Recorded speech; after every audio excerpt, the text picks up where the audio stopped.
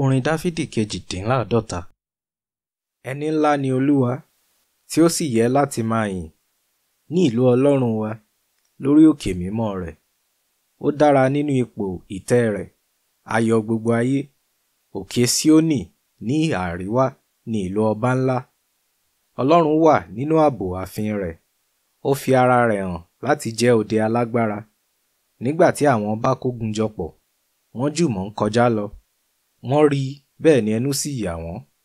A yọ wọ́n lẹ́nu, wọ́n yára lọ, ẹ̀rù sì bà wọ́n níbẹ̀, ìrora gẹ́gẹ́ bí obìnrin tí ó wà nínú ìrọbí. Ìwọ bà wọ́n jẹ́ gẹ́gẹ́ bí ọkọ̀ orí omi Táṣíṣì. Wọ́n fọ́n ká láti ọwọ́ ìjì ìlà oòrùn. Gẹ́gẹ́ bí a ṣe gbọ́, bẹ́ẹ̀ ni àwa rí i, ní inú Olúwa àwọn ọmọ ogun, ní ìlú Ọlọ́run wa. Ọlọ́run jẹ́ kí ó wà ní abẹ́ ààbò títí láéláé. Láàrin tẹ́ḿpìlì rẹ, Ọlọ́run, àwa ti ń sọ ti ìṣeun ìfẹ́ rẹ. Gẹ́gẹ́ bí orúkọ rẹ, Ọlọ́run, ìyìn rẹ̀ dé òpin ayé. Ọwọ́ ọ̀tún rẹ kún fún òdodo. Jẹ́ kí òkè Síónì kí ó yọ̀, kí inú àwọn ọmọbìnrin Júdà kí ó dùn, nítorí ìdájọ́ rẹ. Rin Síónì kiri lọ yíká rẹ̀, ká ilé ìṣọ́ rẹ̀.